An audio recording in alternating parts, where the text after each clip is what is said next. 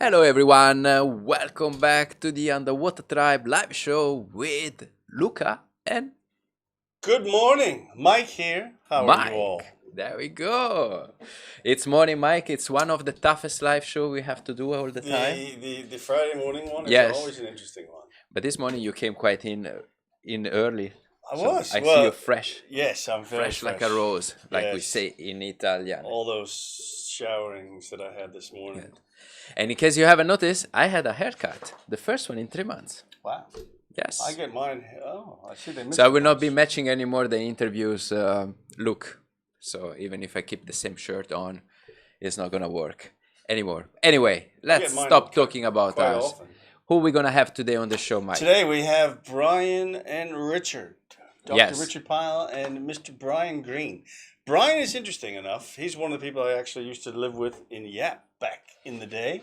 We, not too many people have lived in Yap in the day. Hell, probably half the people out there right now that don't even know where Yap is. But Where is the app, Mike? it's out sort of due east of Palau, due east of the Philippines, and small island. 8,000 people there. Not many.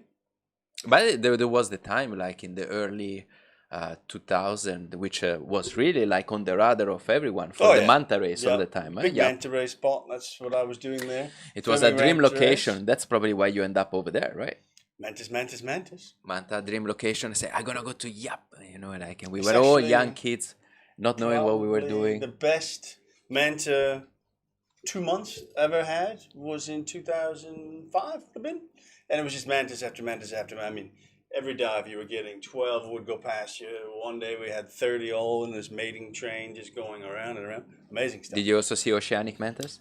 No, it was all reef mantis. Reef mantas over surprisingly there. enough.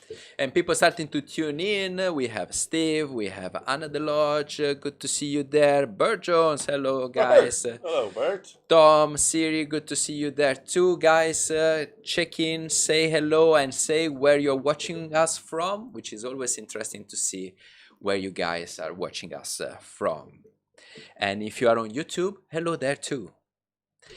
And do not forget, do we please, have anyone to on share YouTube? this Let's have a live look. show. Please, go ahead. No, I'm looking at YouTube. If we got Yes. anybody there. Who do we have? Nobody's saying hello yet. Oh, nobody there. Okay, they're all on Facebook here, where is the action is happening. Guys, if you are following us or not following us yet, please start to follow us here. This is the show number 40. 40. Yes, we did already 40 shows, Wow. and that's a lot. And that's a lot, and we are almost running out of interviews now, but we are planning to put more in the bag. Talking about what's coming up. Who What's we're gonna... coming up next week? Next we week. have let's open that schedule. Aaron Bertie Jakovsky on Monday. Bertie, It's a tough one. yes, he's a wildlife photojournalist and goes into the tough places in the world where there's things where you don't necessarily want to see the wildlife trade. So some tough images and some tough stories that he's talking about on this one. Definitely not an easy one to listen to, some of them, but very, very insightful. Really opens your eyes to what's going on in the world with illegal wildlife trade. Yes, so it's a very eye-opening, but also might involve some of your feelings into that. Yep. So it's not gonna be, let's say, a nice, positive story like the one we're gonna bring you today. You know, it's gonna be a little bit sad, but it's also something important to mention out there. Of course, yeah, you for know, sure. like all of us are divers. We love the underwater environment and the animal life and nature. So we have that touch to conservation. And it's important to know what is going on and not close our eyes on it, for sure. Okay, then and that's on Monday. Wednesday. Wednesday, we have Ethan Daniels and Lee Goldman from Coral Reef Adventures. They are snorkel guides. Yes. They go all over the world, including whales in the Caribbean. They do the Solomons, Papua New Guinea, a lot of stuff here in Indonesia. And Cool, instead of that's- yeah. diving, they are snorkeling, and they share some really interesting images and stories about the stuff that you can see while you are snorkeling. You don't have to go diving when you go on these trips. These guys, they spend like 4 or 5 hours at a time just floating at the top of the water, and they said they can just go forever. So we're gonna go very back, Interesting insights about snorkeling, and actually some Pretty amazing story. photos. Ethan and Lee are both really good photographers, so the images that they get from just snorkeling, really good. Top So we will class. have a back to some more positive vibe sort Yes, of thing exactly. coming back on Wednesday. Pretty reef stories. And then we go to Germany on Friday. Friday, we've got Tobias Friedrich. He's a very well-known photographer, underwater photographer, does some filmmaking as well. Very well known for his cold water stuff, his Norway, his Iceland, but all over the place. He does a lot of photo workshops around the world.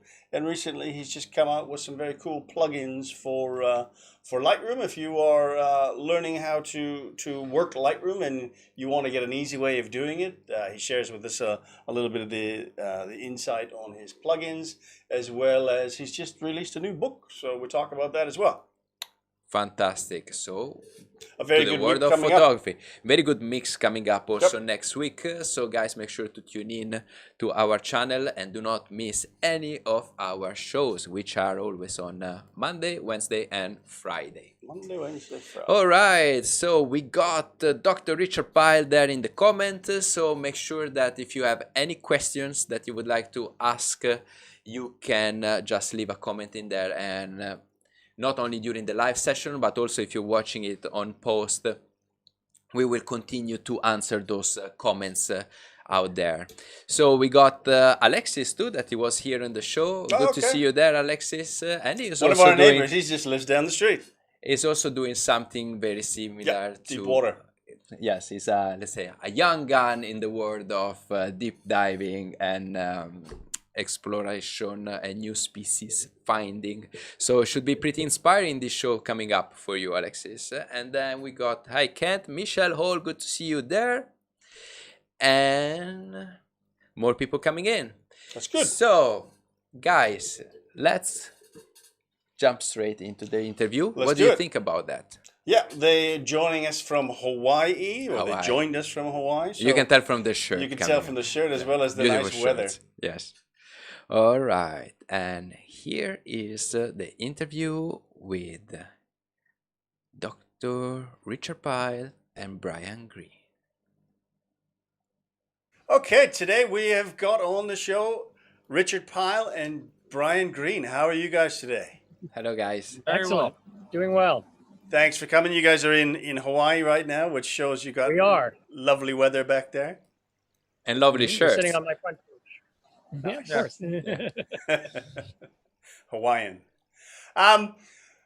We've already told the guests, the viewers, a little bit about you guys, but just to touch maybe a little bit about how you got into the deep diving and how basically into fish science, and started on the path into getting into each other. Maybe Richard, if you start, and then we could bring in how you and Brian met each other. All right. Age before beauty, I guess. I've been a fish nerd my entire life. I mean, ever since I was a little kid. So I was born here in Hawaii. And according to my mom, whenever I get fussy, she'd prop me up in front of the living room saltwater aquarium that my older brothers kept, and I would calm down. So maybe that's where the origins are. But when I was about 2 years old, my family moved to Washington, D.C. So I lived there during some early formidable years and used to go catch fish in a local freshwater pond and put them in aquariums or in tanks and ponds in my house and kill them unintentionally. You know, I was only 7 or 8 years old, but that's sort of where I got my passion for fish and for keeping fish alive and all of that. And then we moved back to Hawaii when I was about 7. And then I've just been kind of going nonstop ever since. Yeah. Yeah, and I grew up at Kwajalein Atoll in the Marshall Islands. So I was surrounded by water, and my dad started taking me snorkeling when I was about 4 years old. And by the time I was 8 years old, I heard this story of a guy on Kwajalein who had discovered a new species of fish. And to an 8-year-old kid who was already interested in fish, it just blew my mind. I had no idea that you could find a new species of fish. And that same year, my dad actually bought me this book, which I've been toting around with me for 30 years. Nice. And it's Micronesian Reef Fishes by Rob Myers. Yep. And I made it my goal in life to find every fish in that book. And then some. And then some. So by the time I was in high school, I was starting to find species that weren't in the book, and that's sort of what brought Rich and I together. And Richard, you currently work at a museum and in the university and things like that. And I believe your mentor there in Hawaii, when it came to fish science, is Jack Randall. You were you always working in the field, or did you work as a professor as well? How? Well, so yeah, my history there is that when I was in high school, I started volunteering at the Waikiki Aquarium. Actually, I started volunteering at the Waikiki Aquarium long before that, and I got to know the people there. So I was into aquariums, and that was my thing. And one day while I was down there, and as a senior in high school, this guy, Jack Randall, came by to photograph some weird deep water eel that had been brought to the aquarium. And so that's when I got to meet him and talk to him. And then after I graduated high school, I went to the University of Hawaii, and after a semester decided I was done with school and had an opportunity to go live in Palau, which I did. And I lived there for about 6 months. And while I was down there, Jack Randall needed to come down. He had a grant from the National Geographic Society. And so he came down, and he needed a boat and a dive buddy. And I had a boat and was a very willing dive buddy. So we spent a couple of weeks diving together in Palau. It was heaven for me as a young fish nerd to be with the uber guru of all fish nerds, during that time. But I kept wanting to find a fish that he hadn't seen before. I kept going, trying to find something and bringing something I'd never seen before and showing it to Jack Randall. And it's like, have you seen this before? He's like, oh yeah, I discovered that one back in the 1950s. And that kind of pattern repeated itself. And so the only way I could find stuff he hadn't seen was to keep going deeper and deeper and deeper. And on our last dive together, I went down to about 250 feet with a regular scuba tank, just air, no backups, no redundancy, not even an octopus, just a regular, tank and regulator. And finally found a fish that I was sure Jack had never seen before. It had to be a new species. There's no way he could have found this fish. So I managed to catch one and then ran out of air and then had to bolt to the surface. And I got to the surface, and of course I barely made it. And I didn't think much about my condition. I thought more about the fish. So I quickly showed him the fish, and I'm like, look at this new species. And he said, oh, that's Pseudantheus lori. I named it after my daughter because I discovered it on her birthday. So it's like, but then the consequence of that is I ended up being very severely bent. I was paralyzed, quadriplegic. Long story. It's on the internet if anyone wants to read it. But Jack felt kind of partially responsible because here I was, this teenager, and he was sort of the old man in the sea, and he was kind of feeling guilty about letting me do the stupid things I'd done. He had warned me during the day, like, don't go that deep. I'm like, what do you know? I'm a real diver. Well, what do you know? You've only been diving since 1946. So I kind of ignored his advice, ended up getting screwed up, but he still felt guilty and offered me a job at Bishop Museum, and that was 1986, and I'm still there today. Wow.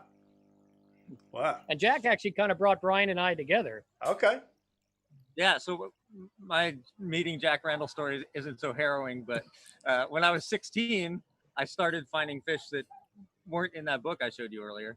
And it was the early days of the internet. I was emailing back and forth with Jack, and he told me to bring some specimens with me the next time I came through Hawaii. So I did, and met him at the Bishop Museum. This was 96. And he immediately recognized it as a species that he had described in 1988 as well. The common recurring pattern. Yeah. But it was great to meet him. And then and Jack told me these stories about Richard, and I hadn't met Richard. Richard wasn't on island at the time. But about a year or so later, I caught this fish that I sent you guys a picture of, the Balanaperca Pyle, Yeah. which is a very deep water relative of groupers. And it had never been found in the Marshall Islands before, which is where I collected it. It had been found in the Cook Islands by this guy. Right. So I got to play at Jack Randall and go, oh yeah, I know that fish. I got that 2 years ago. Not in 1960, whatever, but I had just barely beaten Brian to that. Nice. Species. Barely. Yeah. Well, yeah. And pretty much about 2 years later, I moved to Hawaii to go to University of Hawaii, and I've been diving with Rich ever since. So Awesome. And we both were unusual in that we both had the same kind of rebreather. It was a fairly expensive rebreather called a Cislunar Mark V, and and there weren't many of us back in those days that had them. They only made about 20 of them total or so for the public. And so Brine and I were a natural kindred spirits, and we've been going on expeditions ever since. And so it was Jack and the Rebreather that brought us together, I think. Mm-hmm. I mean, it's pretty interesting, and I remember a story that you told me, Brian, from years ago. What you guys are doing with the rebreathers and the ability to go deep is. Was there some sort of number you were saying about every hour that you spend underwater, you're being able to find however many new species, which is pretty amazing.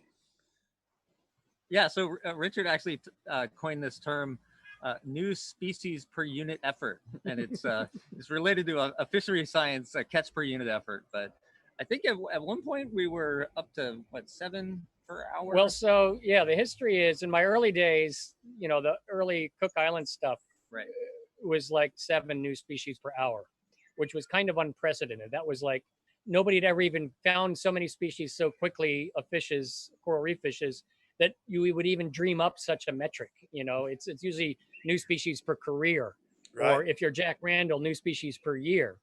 But we were actually at the stage of how many new species were we finding per hour of actual exploration time. So 7 we thought was crazy. And then we did the Fiji project, and we got better at what we did and introduced rebreathers, and that bumped it up to 12 new species per hour. And then we've done some other deeper diving in a few controlled studies where we've gotten as high as, in some cases, very deep, 27 new species per hour of exploration time. Now, that's not every time we go out. That involves, special collecting techniques that are really focused on getting the small cryptic little things. And there are countless small cryptic little things. But, probably more realistic on our expeditions were maybe 6-7 new species per expedition kind of thing. Yeah. And that's still a high number per hour because an expedition sounds like a lot, but some of our dives, especially when we're going very deep, are only 15, 20 minutes on the bottom. So it takes 4 dives just to accumulate an hour of actual bottom time. Even though we're in the water 6 or 8 hours of decompression time, most of that's shallow. The actual deep exploration time is just a very short few minutes. Well, what brought you guys in? What drove you to actually say, okay, hold it, we need to go into rebreathers. We need to start going deep. I mean, because there's a lot involved. There's a lot of equipment, a lot of expense. Was it because there was just not as many new fish species to find in the shallows? What drove you to go deep? Well, we started finding a region of the reef that was unexplored and had new species that, they were just waiting to be found if you had the techniques to get down there. And for us, the rebreather is the only efficient way of doing that. Normal open circuit scuba, even with double tanks, you waste too much gas. It's too much work. It's too much equipment. So the rebreather they have their own issues. Lots of training, lots of electronics that can fail, but it's the only efficient way of doing these kinds of dives.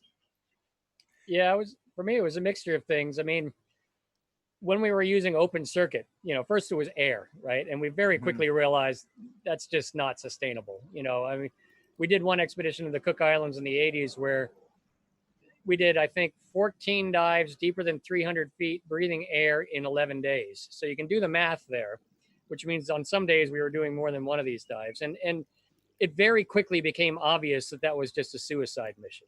I mean, we were getting away with it, but we weren't stupid enough to think that we could keep getting away with it indefinitely. And people tell you that you suffer nitrogen narcosis, and as soon as you come up shallow, it goes away. And if you're doing sort of 100-foot dives, that's probably true. But after that kind of dive, it probably took 3 months before my head to clear up. Wow. And I don't know if that's nitrogen narcosis. It probably isn't. It's probably brain damage. It's probably, those are the reasons why we realized, first of all, air was the wrong way to do it. So there was a brief period where we got into putting helium in our scuba tanks and using this mixed gas open circuit diving. And even though that was allowing us to be clear-headed, it was still incredibly cumbersome. I have this picture of me, I probably should have sent it to you, of wearing 4 scuba tanks on my back, and I'm this little tiny guy with this giant clump of scuba tanks. And that barely gave me 7 or 8 minutes at depth because you breathe gas. So, the deeper you go, the more you waste it. Yep. And I think Brine and I both converged on rebreathers, as he said, as the only practical way to do this, especially if you got to ship all your helium out there, because you burn through hundreds of dollars of helium doing one of these dives on scuba. And maybe $10 worth of helium on a rebreather, maybe Yeah. 15 or 20. So, I mean, financially there's a value in, but the rebreathers were just better overall. They gave us margin for error. They gave us better decompression efficiency. They gave us longer dive times, less equipment to keep on your back. You know, there's just lots and lots of advantages. And as Brian said, there's disadvantages too, but the cost benefit ratio definitely favored the rebreathers. And it looks like on some of the photos and some of the video as well. I mean, you got so much other equipment as well at the same time. Having so many tanks, if you're doing open circuit, would just be a mess. Right. Well, even with the rebreather, we do carry extra tanks as bailout in case the rebreather fails. We got that from Jack too. Jack used to go around just with cameras and spears and nets and jars and things. And like, he didn't want to do one thing on a dive. He wanted to do everything on a dive. So we find ourselves in the same position. Mm. It's interesting because there's not that many people that do it. And everybody would kind of has that idea that, oh, it's a serious work. You're going down there for 300, 400 feet, everything serious. But you guys have put together so many funny videos of your work down there. And a lot of them have actually gone viral. I think obviously the helium has a lot to do with it. But we've got one here. The first one that we'll show is the Christmas chill. And I think this was probably your first one that really went viral. It's such a funny video. Before you show that, neither confirm nor deny who's taking that video or who's on that dive. You can't recognize us from voices. Just for the official record, I ain't saying who that is. Because it is hilarious. And my question for this one is, knowing the way that Brian dives, board shorts, or were you wearing a wetsuit on this one, Ryan? On that one, I had a wetsuit. Okay. I had board shorts. You did. All right, let's go for it. It's just we'll show. We're not going to show the whole thing, but we'll show a little bit of it just to show what's happening.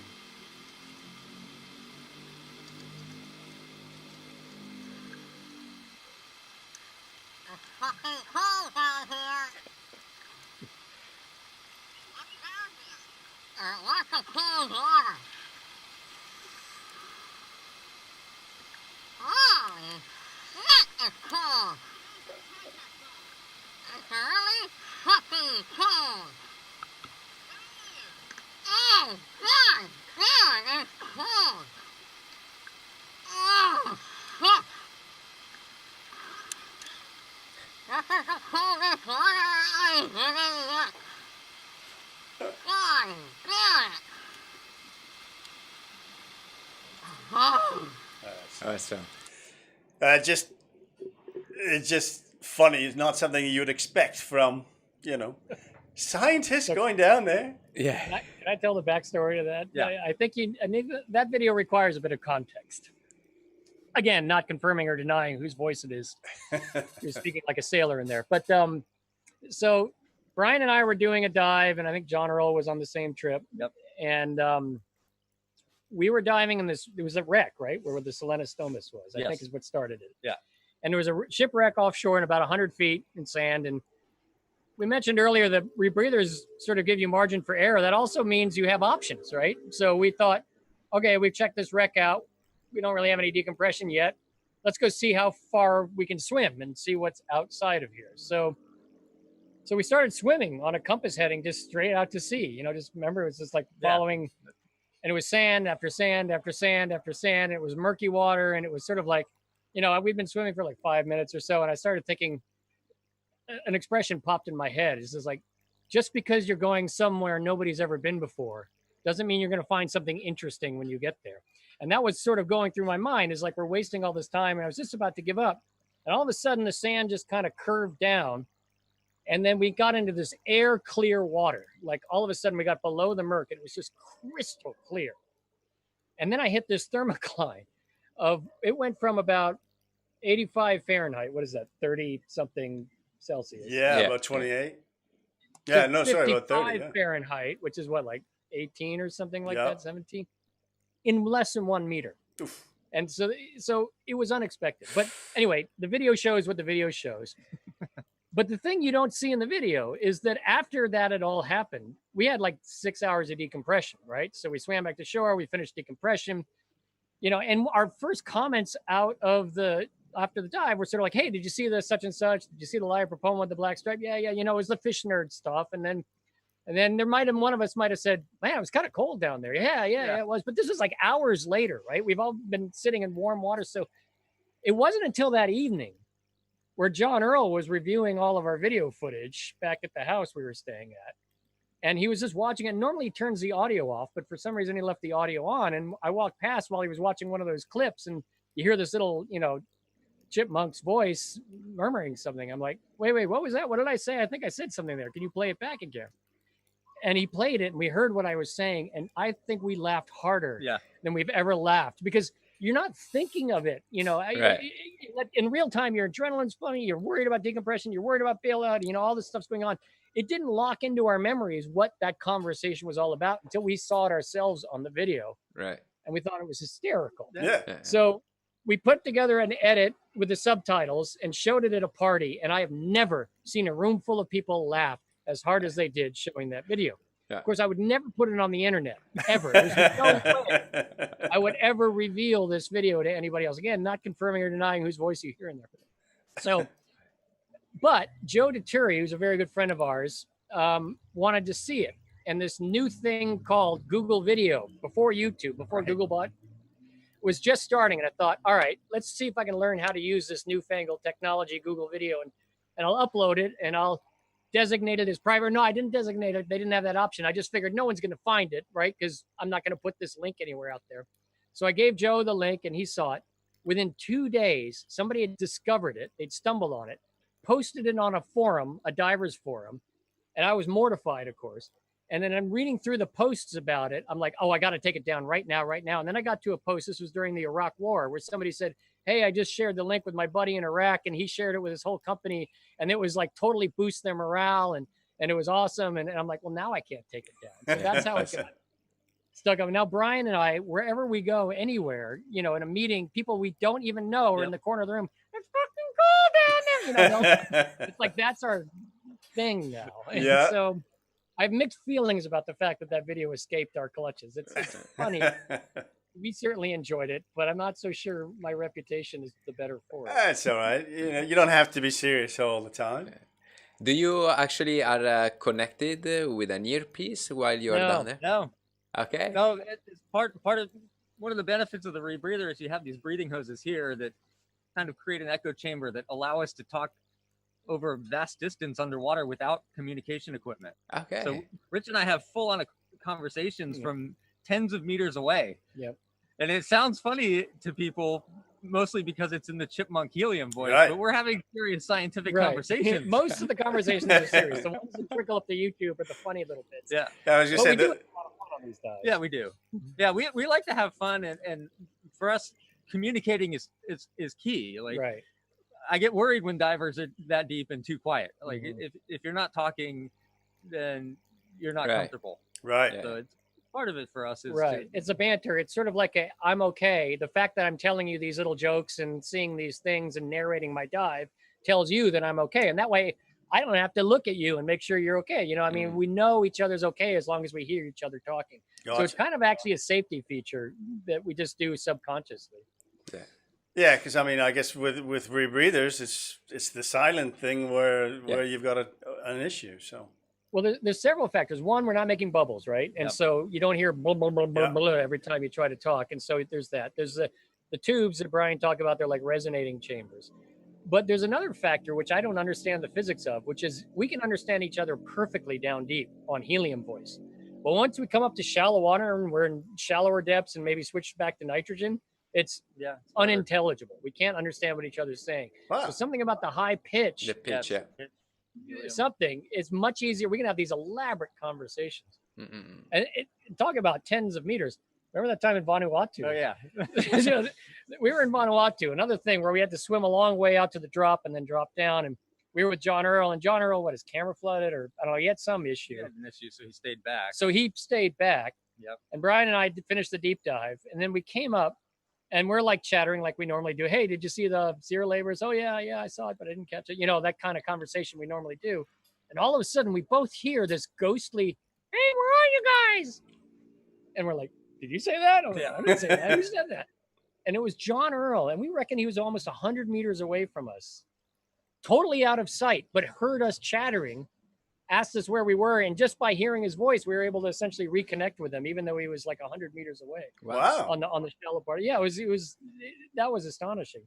And then in Ulithi that one time when we were making Pacific Abyss, you guys went down, and I was snorkeling, and the water was so clear I couldn't quite see them, but I could see like occasional bubbles coming up. I could see where they were, and I heard them having conversations with each other while I was snorkeling up at the surface. Yeah, and I'm down to the 100 meters. That's amazing. Incredible. And I could hear what they were saying. I didn't just hear that people were talking. I heard, oh, Brian just saw a Hoplolatylus or whatever it was you saw. So wow, it's amazing how well the sound carries when you know what to listen for and know.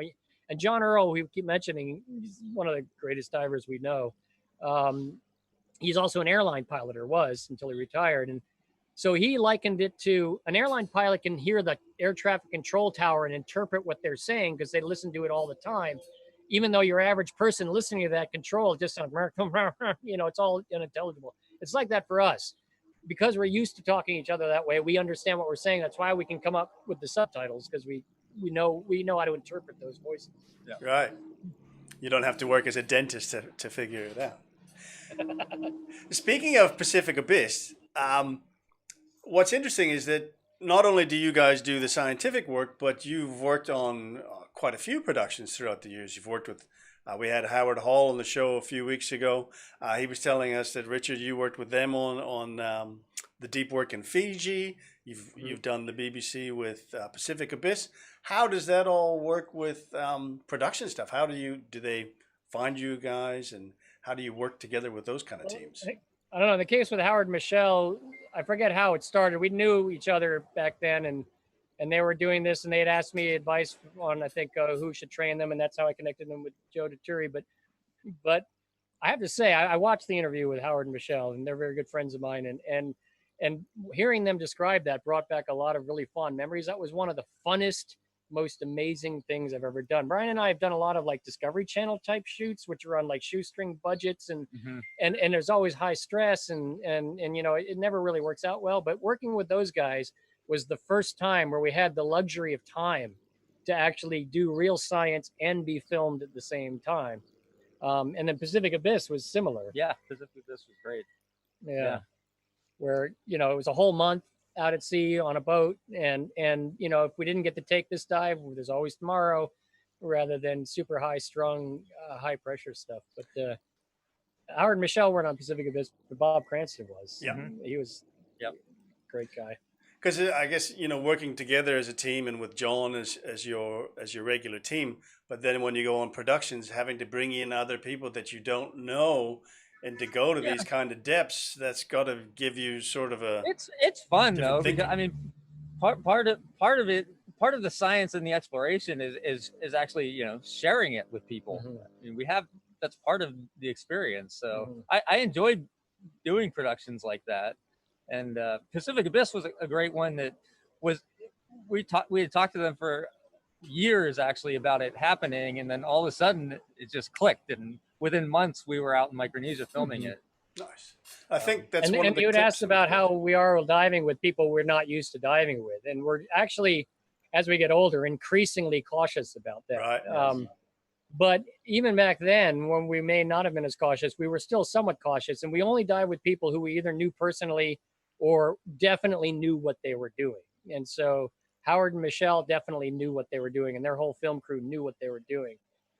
Peter Cray and Bob and Mark Thurlow and Dave Forsyth, that whole team knew what they were doing. And so we're much more comfortable working with people like that. And Mike DeGree was like a hero of both of us for a long time beforehand. And so one of the things they have a little bit in Pacific Abyss, but we have the full unedited version, is Mike trying to catch a fish. It was awesome. Do you remember that dive, right? Yeah. So actually, I missed that dive. Oh, you weren't on that dive? That's the dive after my boat sank.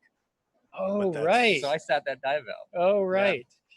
Well, all right. So I'll just give a little context. So Mike, I knew Mike since I was a kid, volunteering at Waikiki Aquarium. That's when I first met him. He used to work at Waikiki Aquarium, and I was like 8 or 9 years old, and I used to go down there and hang out, and that's how I got to know him back then. So we'd known each other for years and we'd communicated for years. And this was like our first chance in a couple of decades to actually go dive together and work together. And so we were talking on one of the days and on dive days, and he said, I wonder if I could still catch fish. And I'm like, well, why don't you come down and try? So we planned this whole dive where he came down, and I guess it was only John Earle and I. For some reason, I thought you were on that dive, where the whole mission of the dive was to film Mike catching a fish. And he still could, but he couldn't quite land it. Like he could get the net around the fish, and then the fish would get out of the net. And we were having a grand rollicking time down there. I mean, nobody was taking it serious. It was just lots of laughter, lots of fun. One of the kind of things that, you see Brine and I in videos all the time. Right. But the funny thing is that there was this one damselfish we knew was a new species. We had just discovered it. We're like, get that one. See if you can get one of those. We hadn't caught it yet. And he like caught it. And he's like, yay, we got it. And then it gets out of his net. It's like, oh, no, we lost it. At one point, you can hear John Earle scream, in the background in helium voice. He said, he snatches defeat from the jaws of victory, just flipping that one around. But anyway, it was a lot of fun.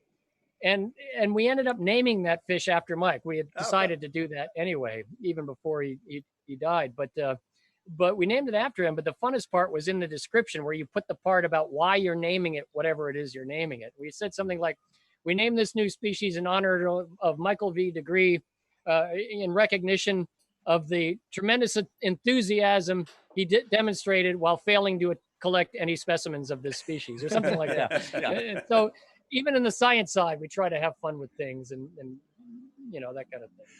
But I think what you've sent us one video here that's titled Keystone Collecting.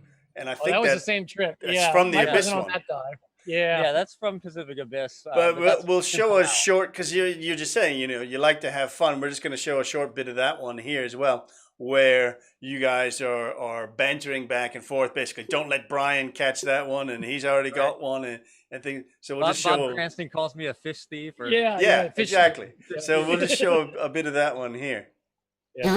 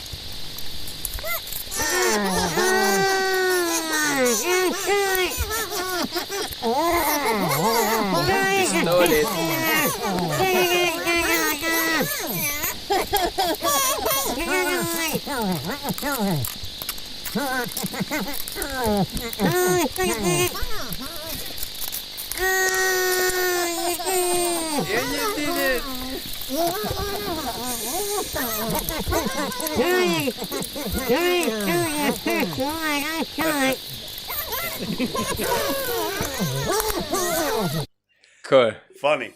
I mean, the enthusiasm that you guys have down there, and I don't think that's just because you're being filmed by Bob. No, in fact, it was always not that at all. So, I mean, that a small percentage of those experiences get captured on video. So, in other words, there have been lots of those that are lost, only exist in our memories. Not all of our dives are just slapstick goofing around. I mean, we're usually laughing at multiple points during the dive, but it's often more on decompression. But there's times when the camera's there and the camera's not influencing it. I mean, that's just capturing what we're doing. But what we're doing, it's just like magic. Everything happens in this orchestrated clockwork, and it seems like we're arguing with each other. But it's all this running joke about, don't steal my fish. I mean, that's the kind of thing. Yeah, the fish are going to end up at the same museum. So right, it's just it's the banter is good to have back and forth. Yeah, at exactly. 100 plus meter. Yeah. And Bob, in that particular case, Bob Cranston, he's the one who's blue text in the middle. It says Bob says stuff. He was like egging it on. He was like, he was like trying to stir the pot and try to make it even more cantankerous. And then poor John Earle, you know, if you see John's quote, everything he's doing, he's trying to be serious. He's like, wait, don't catch it yet. I want to film it. And hey, guys, there's a new species over here. And we're just like, yeah, we're just goofing around, whatever. So you know, I felt bad for John on that dive because he's like trying to like, guys, we're here doing science, and you guys are goofing around.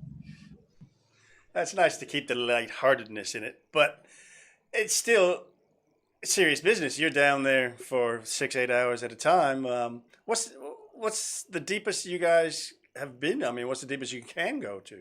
Deeper than me. Right at 500. 500. Okay. Yeah, we rarely even push that deep to 500 feet, 150 meters. Anything deeper than that is the logistics involved with the bailout cylinders, and it's just too much to deal with. There's a cost-benefit trade-off. So the benefits of going deeper increase till you get to about 400 to 450 feet. And by benefits, I mean chances of finding new species and documenting new things. Once you get past about 450 or so, typically you'll find yet more new species that you wouldn't have found if you didn't keep going deeper, which is why we keep going deeper. But the probability of finding something goes down at that point. But the risk and the logistics and the complexity and the decompression time and all the costs of doing those dives are going up. Right. And so there's sort of like an intersection point. The sweet spot's like, I would say around 400 to 450 is where we can spend some time and where we're still finding lots of new things. And if we go deeper, we find some new things, but not quite as many. But then we spend less time and more decompression and have greater risk. And so there's like a trade-off that's always working in our minds when we're doing these dives.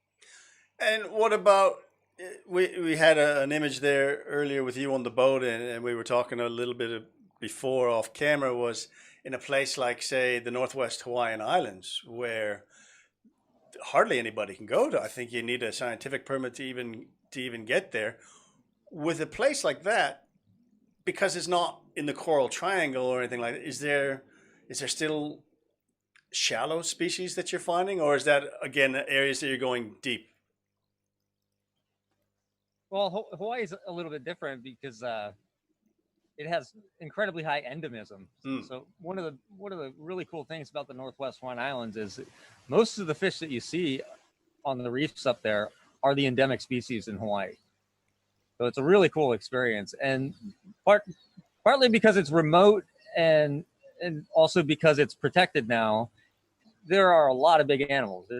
There's millions of sharks, giant jacks, just big animals on every dive. So it's exciting diving, and like you said, not many people get to do it. We have partnerships with NOAA, so we get to go up there on their research vessels. And in fact, just the last time I was up there with Rich, we actually found a new species of Anthias, which I never expected to find a new species of Anthias in Hawaii in my entire life. That picture? Is that the picture that we've got over here? Yeah, named after Obama. Exactly. So we've got that's two the there. Obama. There here. it is. Yeah. So we've got it down the bottom. Pyle, Greene, and is that Kosaki? Kosaki. So there's a cute little video you can watch on National Geographic. I can send you the link if you want. But so the backstory there is that we've been diving. Brine and I have been diving up in the northwestern Hawaiian Islands for years, and a very good friend of ours, Randall Kosaki, who's the deputy superintendent of the monument up there, is also a rebreather diver and a longtime diving companion of ours and friend. He's the one who sort of invites us up on those NOAA cruises to do these deep coral reef surveys. So most of our diving is actually deep. We don't get to look at the shallow reefs very often. It's always on these deep drop-offs. So as Brian said, we do find occasional new species, but Hawaii is so well explored with submarines and everything else that our chances of finding new species of fish here are small compared to Micronesia and other places we go. So we're not expecting to find something. And there was this one particular dive up at Curie Atoll where I was down there, and we'd been there several times before. So it's sort of like, okay, I know this place. And there's a species of fish there, which is coincidentally named Lusanichthys earlei, after John Earle, that's like by the billions. I mean, just massive, massive, massive clouds of them. It's this pinkish looking fish. And there were massive, massive, massive numbers of these things. And I noticed what looked like one of them had sort of a parasite on the back of it. And I thought, oh, that'll be interesting. Let me film it. And so I started filming it, and I realized it wasn't a parasite, it was a spot. And I was like, there's no fish that has a spot there. So I caught it, and I brought it up, and I showed it to Brine. I'm like, what is this? He's like, I don't know. Yeah. Actually, I heard on the radio before you even got back to the ship that you had caught a new Anthias, and I didn't believe it. Oh, right. You were skeptical. Yeah.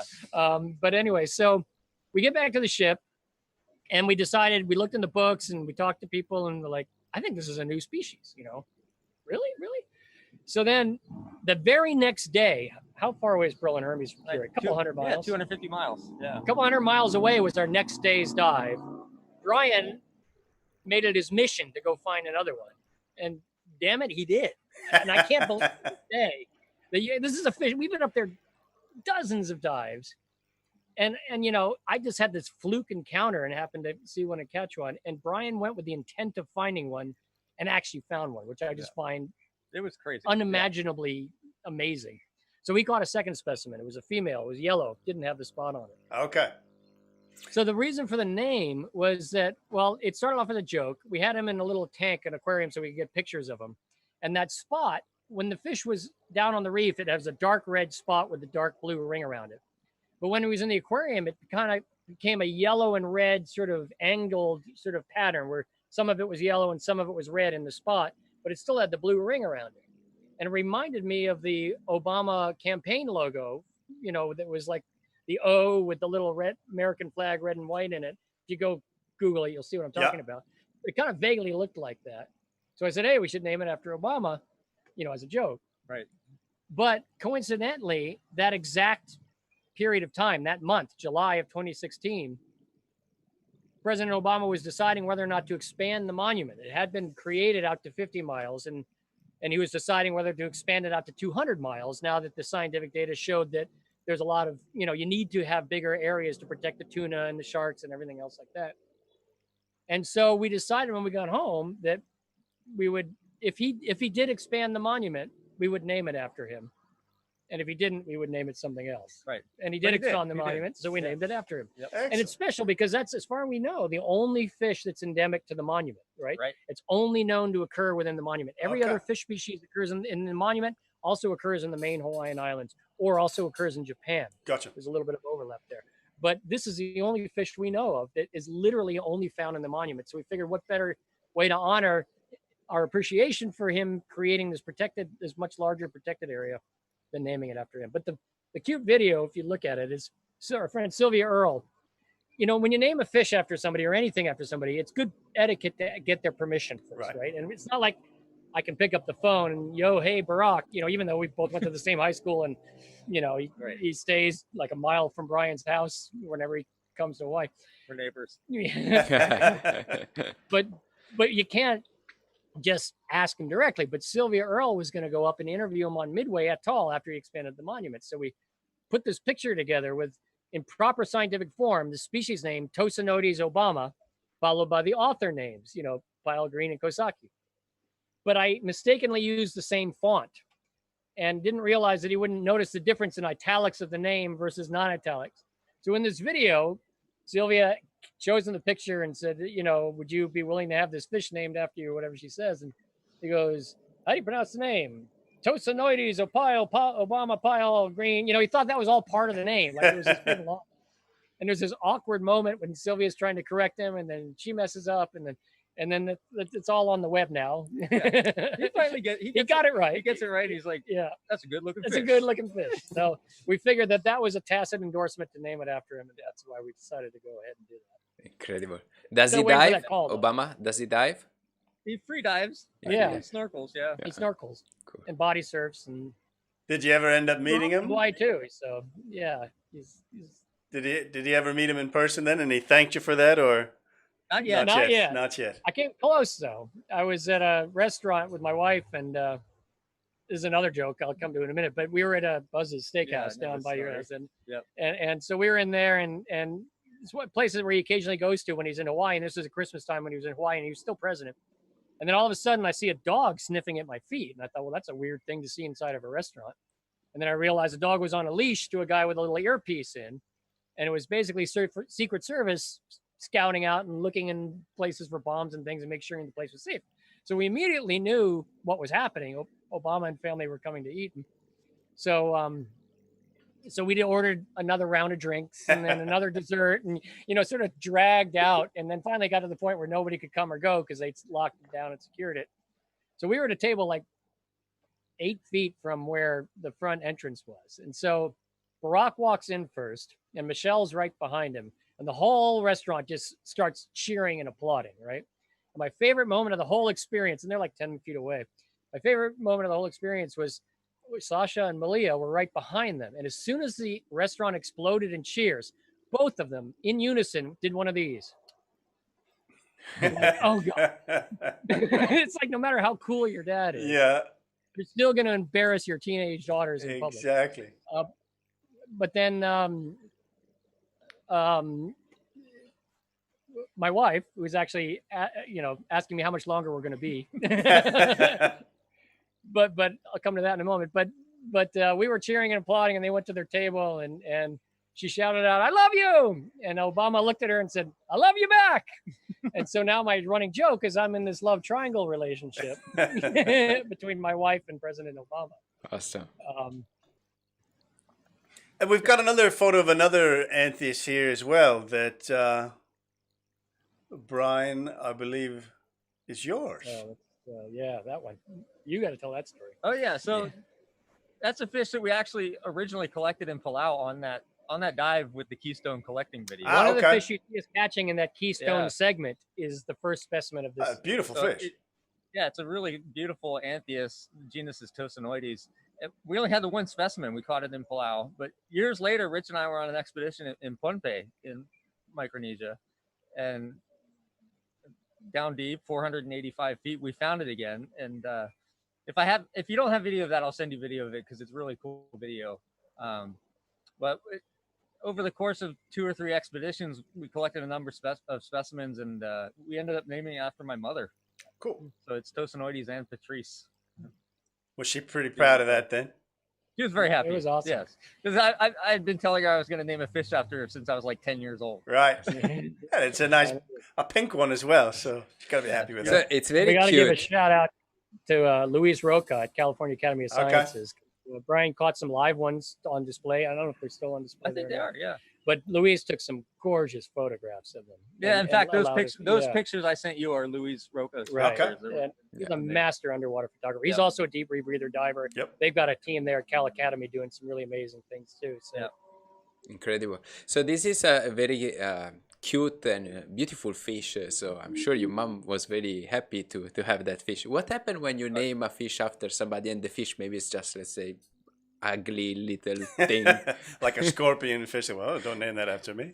I have some ideas of fish like that I'd name after certain people. But yeah, we have some running jokes, but we probably shouldn't divulge them. yeah, I mean, we tend to recently we've tended to name them after people, but we've named other like Geminus. We've used proper Latin naming conventions. We try only to name it when there's like a really specific reason. In this case, there was a specific reason because Brian had made a promise, and damn it, we were going to keep that promise. Yeah. So this was the perfect opportunity. But like in the case of when we named after Obama, that was a very particular reason why we chose to name it after.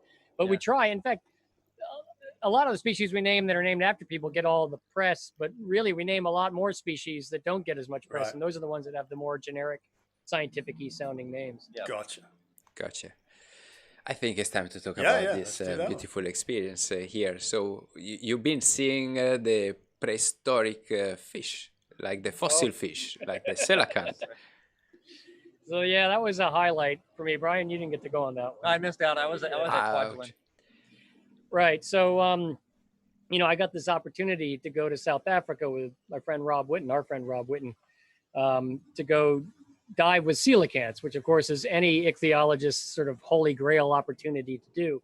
I mean, it's the most amazing fish. And if anyone watching this doesn't know the story of the coelacanth, check it out because it's really, really cool. When I talk to people, I tell them when it was discovered in the 1930s, it was more or less the equivalent of finding a Tyrannosaurus Rex walking around in the jungle somewhere. I mean, this was truly a thing thought to have been extinct for 70 million years, only known from the fossil record. suddenly there it was alive. So this fish is very mysterious, very cool, very interesting, and it turns out much bigger than I ever imagined it was. Yeah, So that was true. my first impression seeing it. Was like, I'd seen them in museums before, and usually they look like a big grouper. They're like 3 or maybe 4 feet long, maybe about this big around, big fish. But that's my impression. But these things were easily 2 meters long, probably more, and this big around, like a giant grouper kind of grouper, Goliath grouper type of grouper. Huge, huge, huge, just massive fish. And that part I wasn't expecting, but we had done dive after dive after dive after dive after dive, and the film crew was getting very nervous. The producer was like, "When are you guys going to find a coelacanth?" And I'm like, "Whenever it finds us. I mean, we're doing what we're supposed to be doing. Is if it's not there, it's not there. We can't, conjure it out of nothing." But on the 13th dive, and in fact, I worked it out, the 13th minute of the 13th dive is when we encountered one for the first time. And that moment, you'll see the video. A little backstory to the video, if you show that little clip of us sort of seeing it for the first time, is that the National Geographic folks had asked me to narrate the dive so that they could have audio of everything I was seeing. So they just, narrated. And all those 12 dives where we hadn't seen it, I sort of rehearsed in my mind what I would say. Some glorious, wonderful, fit to be shown on National Geographic thing that I would say when I first saw it. And so I had that rehearsed in my mind. And well, you can watch the video and see what reality was. Yeah. We're gonna play maybe this later on with the audio on. We've got it playing now. Yeah, without now the audio, we were showing it without the audio on. Yeah. Oh, Yeah. I got you. I got you. I think Yeah, you got to hear the audio because there's a couple of points in that video where the subtitles don't match. Don't match. Yeah. Exactly what I'm saying. And how deep was it where you found these guys? I was about 400 feet, 120 meters or so. Okay. We saw them on 2 separate dives. And there's one moment where I actually got to reach out and stroke its tail as it came by, which was a very nerve-wracking thing to do because if I spooked it, its tail is like, this half a meter diameter, maybe more, 3/4 of a meter diameter paddle. And if he spooked, I would have gone tumbling. Right. But he didn't spook. He just glided right on past my fingertips. So what's amazing is how calm they are. Yeah, it's very calm. Yeah. Well, they're apparently very oily and very distasteful. So nothing really tries to eat them. So they don't have predators. So they don't need to be afraid of anything except, I guess we crowded it a couple of times, but I think it's here. Let's say now we're gonna listen with the audio. It's I think it's at the beginning as you get in there, right? That at the very beginning when we first encounter them, there's a little story there, but it starts with us being on top of the ledge, and we swim out and go over the ledge to see what's going on down below. Right, there we go. Here is that in the ledge. Let's put some volume up.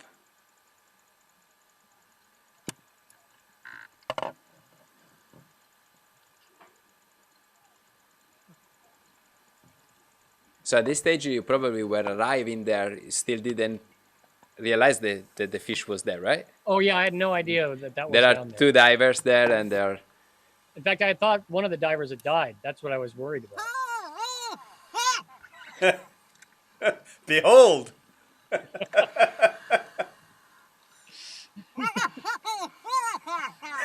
What a truly magnificent I love creature. So the subtitles reflect what I had intended to sort of gloriously say for the National Geographic audience, but I had no control over what came out of my mouth, sort of like the Christmas Chill video. And what did they end up putting on the actual Nat Geo? I think they have dubbed it narrated? over something else. Yeah. They dubbed over something else. In fact, I think they had Rob Winton and I record regular audio, which they digitally simulated as being helium. Okay.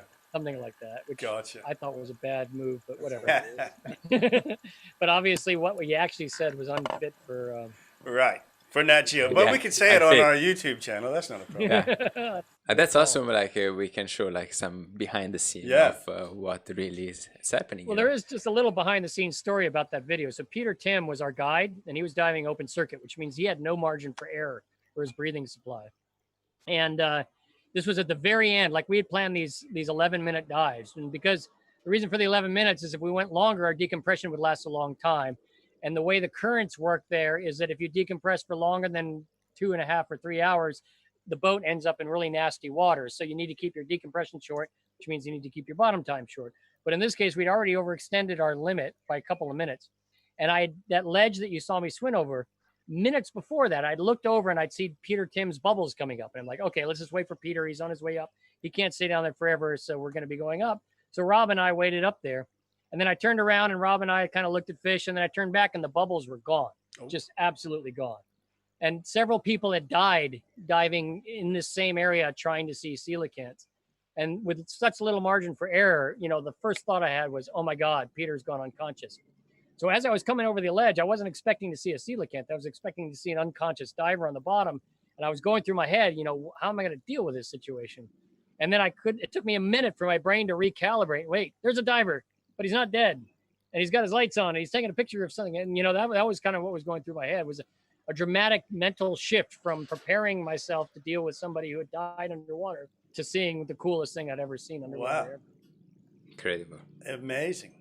Have you guys run into any issues with animals down there? I mean, they're not necessarily used to divers down at 400 feet. If you run into a particular breed of animal that may not be so friendly. Well, remember the Obama dive you did when you caught your Obama fish? Remember what came down there? Oh, oceanic whitetail. Yeah. We have some pushy sharks sometimes. Yeah, we have. I think when we did Pacific Abyss off Blue Holes and Plow, there was a big tiger shark circling me. That I never saw it, but Richard saw it. Apparently, it was circling around my head. And then the tiger shark in northwestern Hawaiian Islands with Randy that you filmed with your GoPro. Yeah, we were diving we were decompressing in blue water, and our dive partner Randy Kosaki was hanging on his float line, kind of dozing off during deco, and I'm filming him just so I can make a funny video later. And this tiger shark comes out of the blue and basically swims up behind him, scrapes along the side of his rebreather. They look like they're this close to each other. I mean, like right at his head. It looked like the shark's head was about to eat Randy's head. But it took off. And then it took off. But the funny thing, and this has happened many, many times, and this literally happened in this case, but it's also happened to both Brine and I before, Brine and Pyle and me and other times. After the dive, you say something like, man, Randy, you weren't even flinching at that shark. What shark? Right. So he never even saw it. And this has happened so many times. It's like you and the tiger's like, man, Brine, that tiger didn't intimidate you at all. You're like, what tiger? Because you get focused in what you're doing and you're not paying attention. Normally with us, we have our head in the reef looking for fish, so we miss things like that. But occasionally we have some pushy silver tip sharks down deep and some sketchy gray reefs, but I don't think we've had any really harrowing shark experiences on our deep dives. That's good. Sometimes in shallow dives, but not deep dives. Yeah.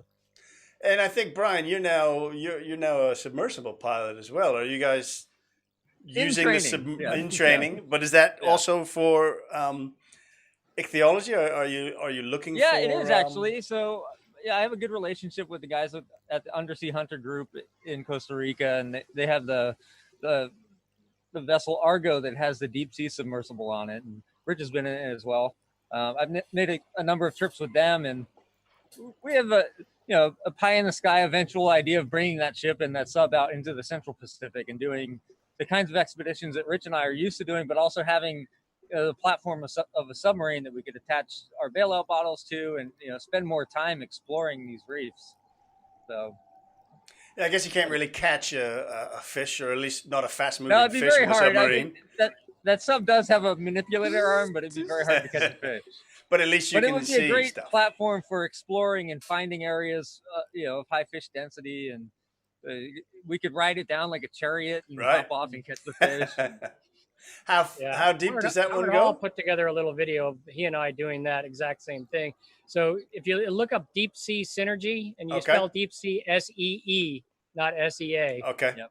Synergy. There's a little video Howard put together of he and I rode the sub down, and I mean that's like our dream. Ryan and I want to have these submarines to scout the reef, spend hours down there, find all the best caves, find where the coelacanths are ahead of time, then have the submarine come back up. We get on our rebreathers, hop on the back, pilot takes us down, we do our thing. So bringing these two technologies together is the dream we have and the vision we have.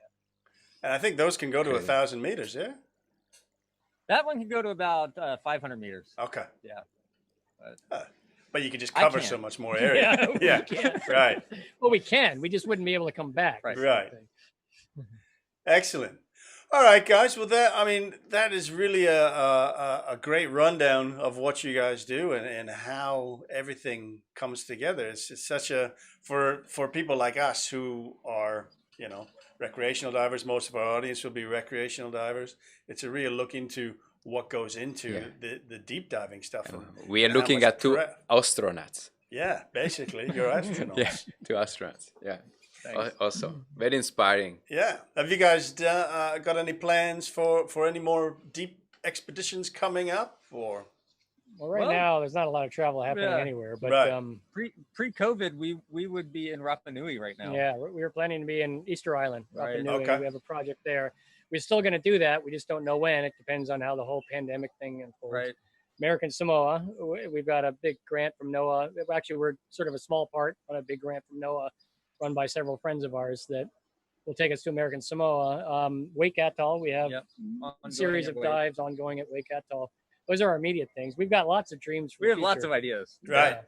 Because things are kind of on a hiatus right now. Yeah. But, and a lot of our ideas involve more of that deep synergy of technology, larger technologies and our deep diving, and doing more of that in the areas like Palau and Central Pacific areas that have high diversity. I will mention one thing. One of the subtle science things we've been working on, which is kind of behind the scenes and it's too complicated to explain, but basically, when you think of high diversity of coral reef fishes, you always think of Indonesia, where you Right. guys are, Yep. right? Or the Yeah, Philippines. that's a good point. Yeah. And that's true in the top 100 feet or so, top 30 meters or so. But what we're finding out is actually not true once you get down deep. You go to Indonesia, you don't find that many more new species of fish than we did in the Cook Islands. Okay. Yet the shallow reef fishes there are 5 or 6 times as diverse as the shallow reef fish in the Cook Islands. And one of the things we're beginning to realize is, the center of diversity is this coral triangle, right? The Philippines, New Guinea, Solomons, Indonesia area. But once you get below 30 meters, we think the center of diversity is Micronesia, because that's where we're finding the most new things out in the Central Pacific. And we're still trying to get our heads around why that might be. And we're still trying to get quantitative data to back that up. But essentially, the patterns we see as regular recreational scuba divers of where the high diversity is are somewhat not the same as the ones we see when we go down to the depths we go to. So that's not a site-specific thing, but it's one of the scientific things that we're really eager to move forward on and get real data, quantify and demonstrate and find out if it's really true. That's interesting. I wouldn't have thought of that. I would have thought, it would just follow the rules of the shallows. Interesting. Hey. That's what we thought too, until it took a lot of expeditions to finally convince us maybe something else was going on. Yep. Like, right after the Cook Islands, we thought, man, we found all these new things in the Cook Islands. Imagine what we're going to find in Palau or New Guinea or Indonesia. And then we go to Palau and Indonesia and New Guinea, and we keep saying, oh, we just weren't in the right site, or, oh, we weren't down long enough, or it was the wrong time of day or the wrong season. We come up with excuses for why we weren't finding more. But eventually, after dozens of expeditions, you can't deny the obvious pattern that, yeah, there's new species there. But the real hotspot's out in Micronesia. Yep. Ah, okay. So the areas like all the islands in between, say, Yap all the way out to Ponape, you got all those, especially even out into the Marshall Islands where I grew up. Okay. Cool. There's a lot of similarity between deep Kwajalein and deep Ponape. Yeah, actually. Interesting. Very interesting. Yeah. Cool. All right. Well, we will let you guys go. Thank you so much for this. It's a real eye opener and very entertaining. Thank you. as It's well. been fun. Thank you. Yeah, thanks for having us. Yeah. Okay. And there was Dr. Richard Pyle and Brian Greene. Very entertaining. Very Absolutely entertaining. living legends Yes. in the field. Incredible work that you guys do at such a high depth. Yeah. You Yeah. I know? mean, it's not just anybody that can go down there. That's for sure. Yeah, totally. It's not like going on a dive on 30 meters to go down there, and like the seriousness of the dive, like also Richard was mentioning, like how it doesn't look like that, it looks like we're not taking it too serious because of the chipmunks like that. But absolutely, like when you're down that deep down there, you cannot also be too much serious and intense into what you're doing, because then rationality starts to even maybe kick in furthermore. At least this is what I've been taught during my technical diving course, that you want always to set also your nitrogen narcosis depth to a certain depth where you are a little bit not too rational, because Right. you are going very, very deep, and you have to deal also with your brain and things Of like course, there's serious planning involved. Everything on a dive like that is Absolutely. planned ahead of time. But having that ability, as they were both saying, chatting to each other through the dive is the best way to check that you're okay. As long as you're chatting, Yeah. you're fine. 100%, yeah, and you see like the seriousness of equipment that they bring down Yeah. there. Like, oh my Not god, easy. Not Yeah. not easy to go on expedition. Again, we've shown other people in the past with some of the other with Roger last week how much equipment he has to bring on location, and Howard Michelle how much equipment. These guys will be the same. All the soda line that they got to bring, all the backup gear, and so a very serious amount of gear coming on an expedition that they And do. man, that Coelacanth, like huge. Yeah. Like I always expected it to be like, say, something like that. No, Then you see huge. like beside them, it's a huge fish. We did I was involved in an expedition up in Rajampat where we were trying to find the coelacanth, and with the same subs that we showed there that Howard had filmed, but we didn't have any luck when we were looking for them in Raja. But I believe they found them now since then. Oh, yeah? But we didn't have any luck when we were looking for them then. I wasn't involved in going deep. I did get to film the sub, but that's as far as I got to go with the sub. Well, incredible. Thanks a lot again to Brian and Richard for joining Yeah, us. and on thanks this, for Richard for to being in bring the this- chat as well. Yeah, and to bring this great show to all of you. Then we look for some more updates on their expeditions, and if you guys want to follow up with their adventures, also we place the link in the description, and then you can keep track of their deep water expeditions and Yeah, their Brine discoveries. has just put in one of the links, has just started up a new YouTube channel that they're putting a lot of their different expeditions on there. So Cool. subscribe to Brine's YouTube and you can see what they're up to all the time. Yeah, and if you just tuned in late into this live show, and don't worry, we're gonna have it ready in a few minutes also on our wall, and you can rewind and watch it again. And also we will be doing Tonight at 5 o'clock here. yeah, in how many hours? I don't know, what time is it now? But it's basically 9. 5 p.m. Bali 8 time, hours. so in about 8 hours Yeah, from now, in we'll 8 do a hours. replay We're on gonna the do a channel. watch party on Facebook, and Perfect you for can join us Europeans. again in the live chat Yes. of the watch party down there. All right, so guys, I think this is it for this week. Yep, end of the week, Friday. Wow, Weekend another is week coming. passed by so quick. I think some of the people watching actually it's still Thursday for them, but Friday for us. So that is the end of our week. But stay tuned for next week. We've got another we will be back again. Another 3 shows coming up. Monday we've got Aaron Jakovsky.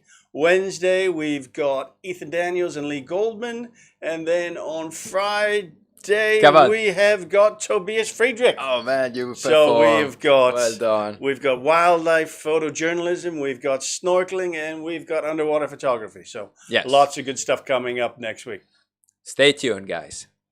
See you on the next. Thank you. Bye bye. Bye bye.